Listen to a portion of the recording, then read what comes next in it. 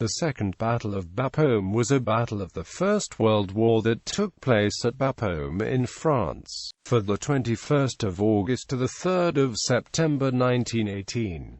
It was a continuation of the Battle of Albert and is also referred to as the second phase of the battle. The British and Dominion attack was part of what was later known as the Allies' 100 Days Offensive. The Second Battle of Bapaume was carried out over a period of 2 weeks and involved the divisions of 4th Corps, the British 5th, 37th, 42nd, and the 63rd Divisions along with the New Zealand Division. On the 29th of August, elements of the New Zealand Division, after heavy fighting in the days prior, occupied Bapaume as the defending Germans withdrew. It then pushed onto the Bancourt Ridge, to the east of Bapaume. Background: on the 8th of August 1918, the 100 Days Offensive commenced, and it would prove to be the last major campaign on the Western Front. It began with the Battle of Amiens, an attack by the Canadian and Australian Corps at Amiens, which rolled the German lines back 8 kilometers. The advance petered out after 4 days after the Germans began to regroup and shore up their defences. The commander of the British Expeditionary Force, Field Marshal Douglas Haig,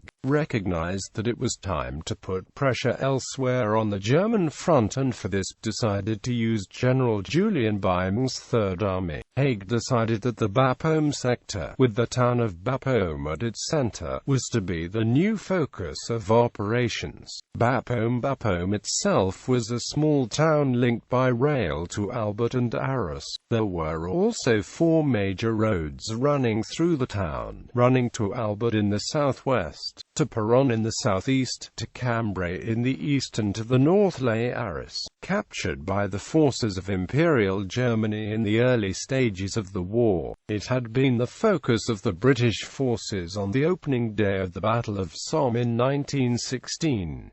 Still in German hands, it had been largely destroyed in early 1917 following the withdrawal to the Hindenburg Line. Extensive booby traps had also been left, and these troubled the Australians that moved into the town afterwards. It was subsequently recaptured by the Germans during the spring offensive. The land surrounding Bapaume was relatively flat and thus was conducive to the use of tanks.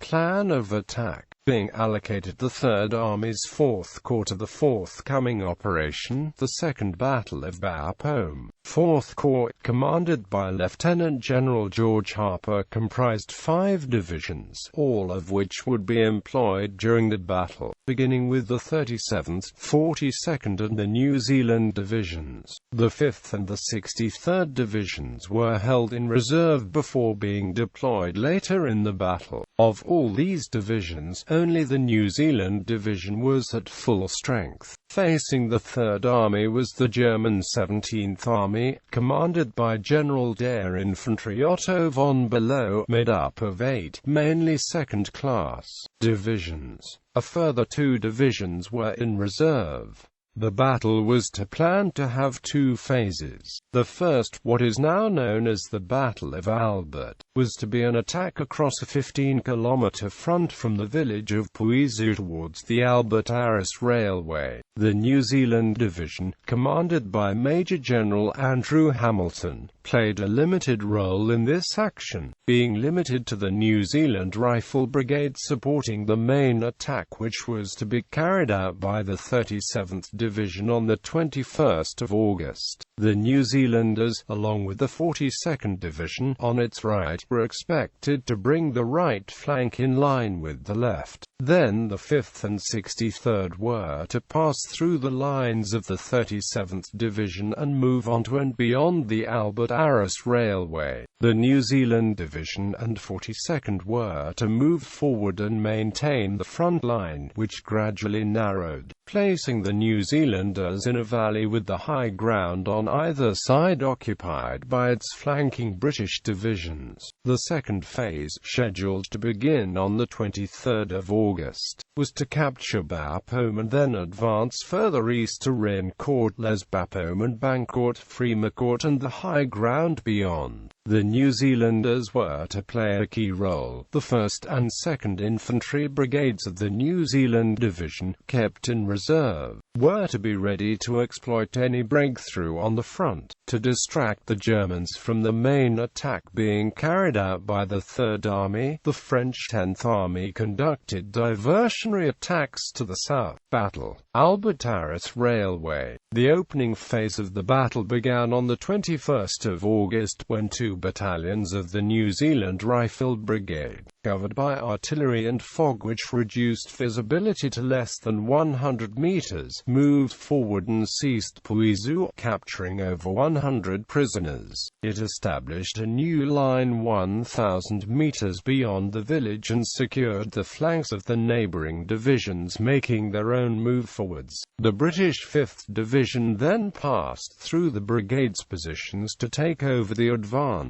It struggled to take its objective of Achitla and a feature known as the Dovecotton assistance, in the form of patrols mounted by the Rifle Brigade battalions, was provided. Nonetheless, the 5th Division had advanced 2 miles and took over 500 prisoners of war for relatively few casualties. Little progress was made the next day, as being directed that the focus for the day was to simply consolidate the gains made and prepare for a further movement forward on the 23rd of August. The relative inactivity of the 22nd of August encouraged von Bülow in a belief that the attacks of the previous day were a failure. Seeking to take advantage, he arranged for counterattacks to be mounted by the 17th Army, and these resulted in the loss of Dovecot, which overlooked the New Zealand positions. The machine gun battalion of 42nd Division provided key support in driving off the counterattacks which, according to prisoners of war captured during the action, was launched by 52nd Infantry Division, largely made up of men from the Grand Duchy of Baden, which had newly arrived in the sector from Flanders.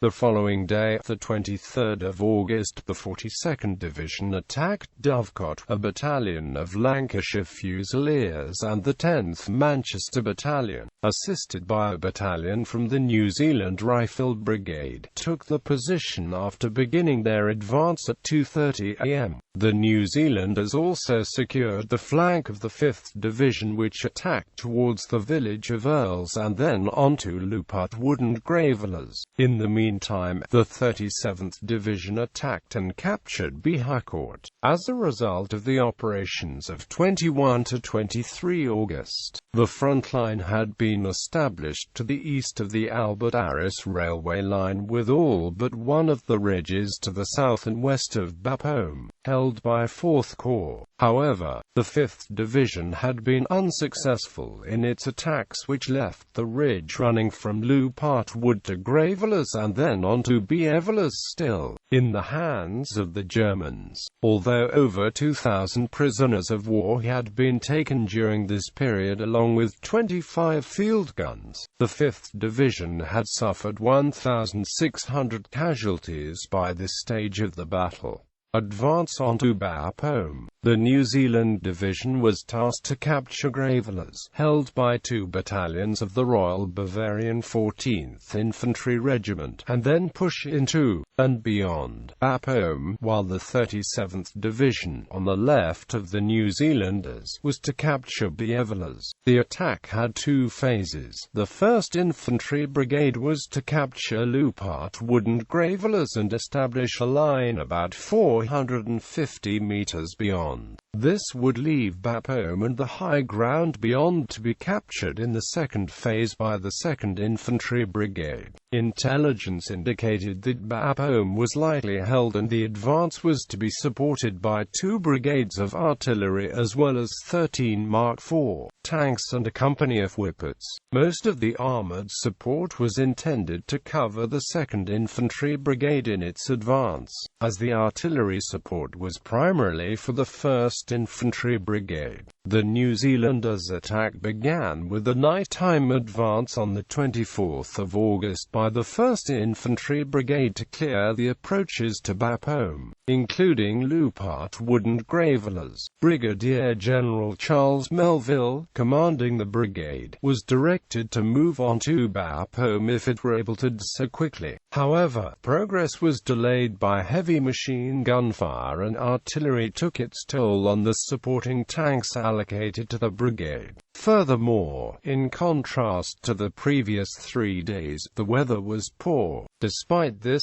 Gravelines fell to the brigade along with 380 prisoners and several field guns. There were over 100 casualties among the attacking New Zealanders, including the commander of 2nd Auckland Battalion. It was planned that the 2nd Infantry Brigade would move past 1st Infantry Brigade once Gravelines was captured, but it was forced into action early, when its commander, Brigadier General Robert Young, seeing that the 37th Division was struggling to take its objective of Bapaume, decided to use his brigade to assist. Accordingly, 2 battalions cleared the village by 10 a.m. although casualties were incurred when they were fired upon by some Whippet tanks. The commander of one of the attacking battalions, along with its padre, intervened and directed the tanks onto Bapaume. With the village captured, this secured the flank of 1st Infantry Brigade.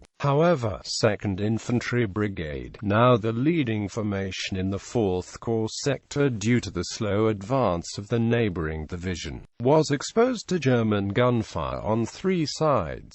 German reinforcements were now arriving in the sector. The New Zealanders had captured several personnel from the 44th Reserve Division and a further 8 divisions had also arrived. An counterattack by the Germans pushed the leading battalions back from Avignon-les-Bapaume, a hamlet to the northwest of Bapaume. Nonetheless, the New Zealand division was well positioned to take Bapaume. The front line was now a line running east of Gravelines and Bapaume, and was less than 1 kilometer from the outskirts of Bapaume. Capture of Bapaume first attempt. The plan to take Bapaume involved the 1st Infantry Brigade, positioned at Gravelines, moving to the south of Bapaume with the 63rd Division moving forward to protect the right flank of the New Zealanders. Meanwhile, the 2nd Infantry Brigade would move to the north of the town.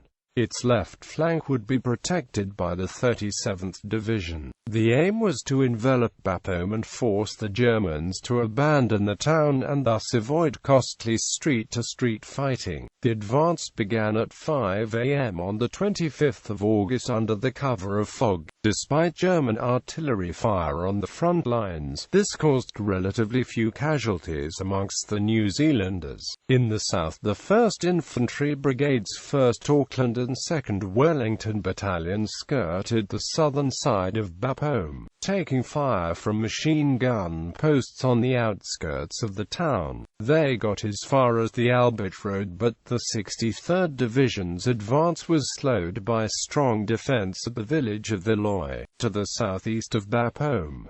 By the end of the day, this left the 2 New Zealand battalions exposed on both flanks. The New Zealanders dug in and conducted fighting patrols for the rest of the day. Several Germans had been captured, and from these it was determined that the 220th Prussian and 7th Bavarian Divisions were defending Bapaume. To the north, the 2nd Infantry Brigade, which began its advance from Bapaume, was expected to have to work hard to achieve its objectives, as the ground over which it was to advance favored the defenders. The brigade had artillery support, in contrast to its fellow brigade to the south, as well as 23 tanks, although these were delayed. The 1st Battalion, Canterbury Regiment, one of the 2 leading battalions, made good progress and reached the intersection of Albert and Arras roads, its objective for the day, by 7 a.m.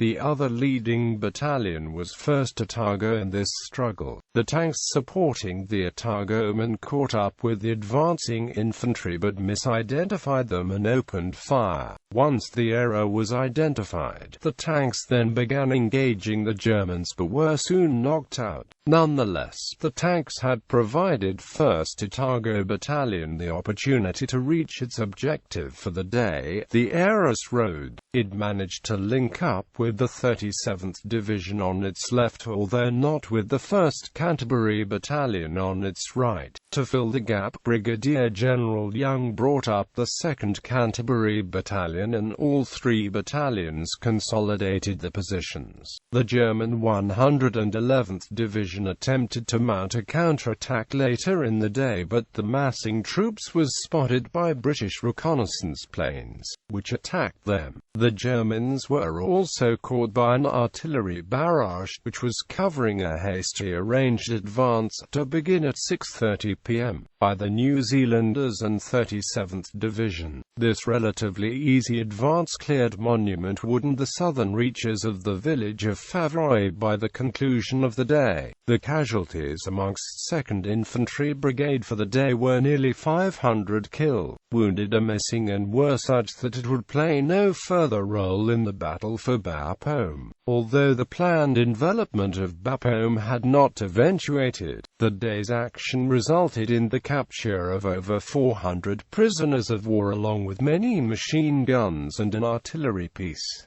Second attempt. The New Zealanders continued their efforts to encircle Bapaume the next day, the 26th of August. The flanks protected by the neighbouring 63rd and 5th Divisions. The New Zealand Rifle Brigade took over the attack in the north from the 2nd Infantry Brigade, while 1st Infantry Brigade was to carry on with its advance into the south. Should the two brigades successfully link up to the east of Bapaume, they would attack into the town from there. However, little progress was made in the south. The 63rd Division was still struggling to capture the Loy, while the advance of the 2nd Wellington Battalion, the leading unit of the 1st Infantry Brigade, was checked by gunfire from Bapaume on its right and from its left. The Wellington men had to eventually withdraw to the starting positions. To the north, the New Zealand Rifle Brigade suffered the attention of German artillery even before beginning to move forward at 1 a.m. The attack did not begin until 6:30 a.m., when 3 battalions of riflemen began advancing. There had been no time to arrange a covering barrage and there was no armoured support. Despite heavy machine gun fire, all 3 of the 3 battalions made their initial objectives but made little progress beyond these due to the strongly defended villages of St. Alban and Bunata, both to the northeast of Bapaume. Bunata had been thought to have been captured by the 5th Division, and thus the German presence in the village was unexpected. By 10 a.m., the attack had petered out and the battalions were consolidating the positions, during which they had to fend off a counterattack from Bunata. On short notice, a further attack was arranged for the evening with the aim of pushing forward to the road to Cambrai, this time with a supporting artillery barrage.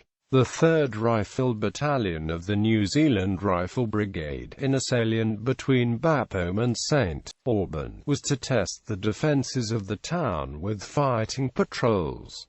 The 2nd Rifle Battalion was to flank St. Alban and advance for the Cambrai Road alongside 4th Rifle Battalion, which would also link up with 5th Division, which had the task of taking Bunata. However, instructions to the attacking battalions were issued late, several companies not receiving their orders until the barrage had already commenced. Brigadier General Herbert Hart, commanding the New Zealand Rifle Brigade, realizing the inadequacy of the preparation time, tried to cancel the operation but to no avail. Despite this, Untitled did fall to the British, advancing under a covering barrage. The King's Own Scottish borderers penetrated the village relatively easily before encountering strong machine gun. Even so, the KOSB pushed the Germans out and this secured the outer flank of the New Zealand Rifle Brigade. However, while the New Zealanders did reach the Cambrai Road, they were unable to hold it and had to settle for securing the railway line to Cambrai instead, this line being a little to the west of the road. St. Auburn was also captured by the 2nd Rifle Battalion. Third attempt. The efforts of the 26th of August had seen the front line advanced by some 910 meters along a frontage of 2,300 meters.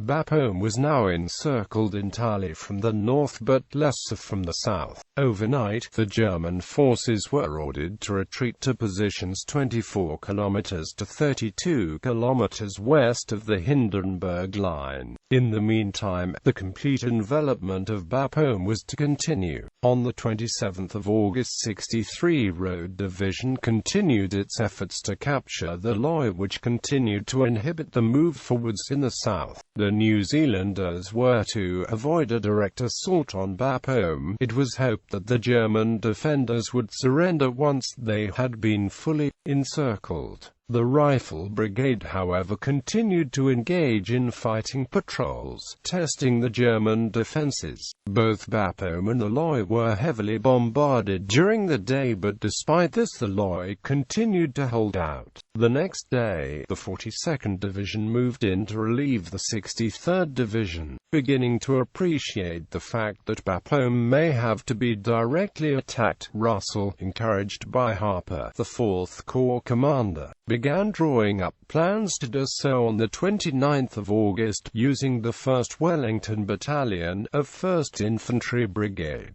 However, it was still hoped that the Germans would withdraw on their own initiative. The bombardment on Bapaume continued into the 28th of August while 1st Infantry Brigade moved in close to the town on its southern frontage. Particularly heavy barrages were made during the evening, and it was noted that the German response was relatively muted, and by early in the morning of the 29th of August, there was no gunfire coming from Bapaume. Overnight, Bapaume had been abandoned, a state of affairs confirmed by patrols of the 3rd Rifle Battalion entering the town from the north. They observed retreating Germans making for Bancourt, to the east.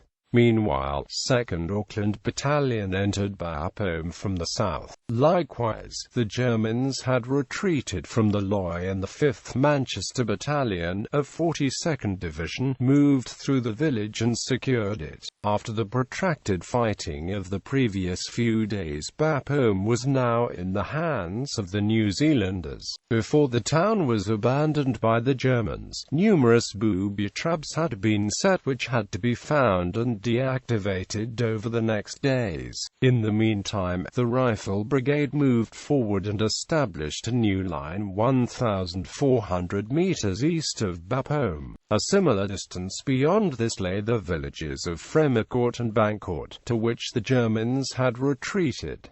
Continuing the advance, the battle was not yet over for the New Zealand Division, as it was ordered to continue to chase the Germans and secure the Bancourt Ridge, in front of which the villages of Bancourt and Fremicourt lay. The advance was renewed on the 30th of August, with 2 battalions of the 1st Infantry Brigade tasked with capturing Bancourt, while the New Zealand Rifle Brigade was to take Fremicourt. They were then to push on to Bancourt Ridge. The 1st Rifle Battalion, with the assistance of a howitzer barrage on Fremicourt, cleared the village with 90 minutes of its 5 a.m. start time. The leading companies then pushed on to the Bancourt Ridge. However, they had to withdraw as the 1st Infantry Brigade had not reached its sector of the ridge. In the course of their action, 400 prisoners had been taken and the front line advanced by 2,200 yards.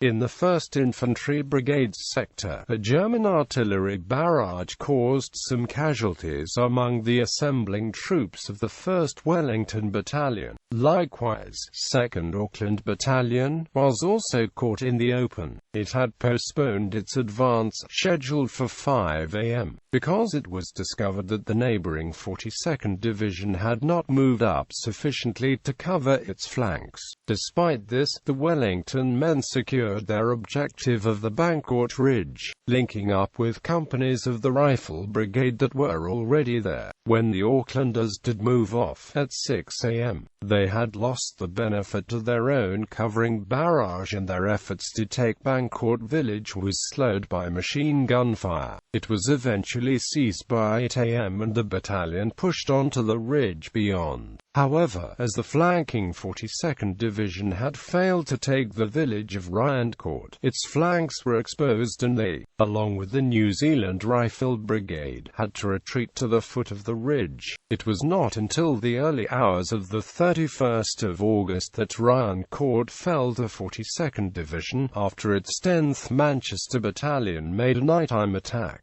At one point, a German field gun was captured and turned against them by a crew of gunners from the division's artillery brigade. At daybreak the same day, the Germans counterattacked the New Zealand positions, with elements of 3 divisions, the 23rd Saxon Division, 16th and 4th Bavarian Infantry Divisions. The counterattack was supported by 4 A7V tanks which attempted to make for Fremecourt but then returned to their own lines. Mistaken for British armour, they were fired on by their own infantry. 2 of these tanks were captured by the New Zealanders as they tried to evade the attentions of the countrymen. Although the German attack, later described as having insufficiently preparation, did cause the New Zealanders to cede ground, they regained it later in the day. On the 1st of September, 4th Corps began operations designed to capture Bancourt Ridge and allow the advance to continue. Under the cover of an artillery barrage, the 42nd Division, New Zealand Division, and 5th Division, from right to left respectively, would begin advancing at 4:55 a.m.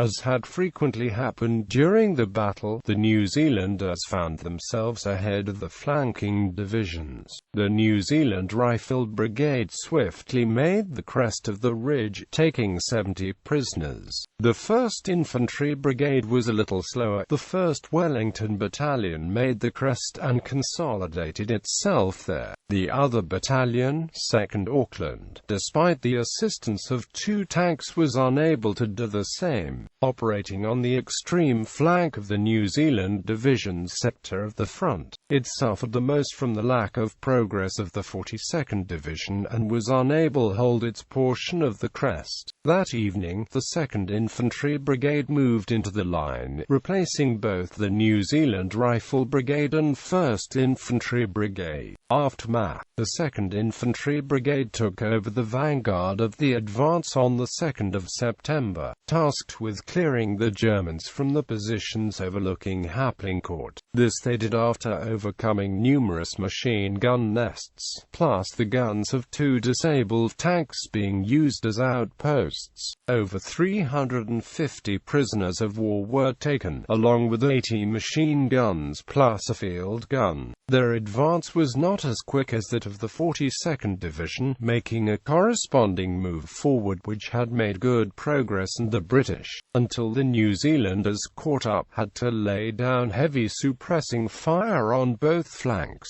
The New Zealand Division now halted for a few days as pressure was being placed on the German lines elsewhere, and the emphasis for 4th Corps was now to pursue the enemy to the Hindenburg Line. On the 9th of September, the New Zealand Division resumed its move forward, moving on to the outer defences of the Hindenburg Line, including Tresco Spur, which overlooked the German positions. Later that month, in conjunction with 37th Division and elements of the 38th Division, the New Zealanders attacked and captured captured the spur on 12 September. After this engagement, the New Zealand Division was withdrawn to Bapaume for a 2-week rest and refit. During the period of its involvement in the Second Battle of Bapaume, there were over 11,000 casualties in 4th Corps for an advance of over 32 kilometers, during which it took nearly 8,000 prisoners of war. In the New Zealand Division, over 800 personnel had been killed in action and over 2,300 wounded. It was one of the most costly engagements of the war for the New Zealanders. Among the British divisions involved, the 5th suffered over 4,200 casualties, while the 42nd incurred over 1,500.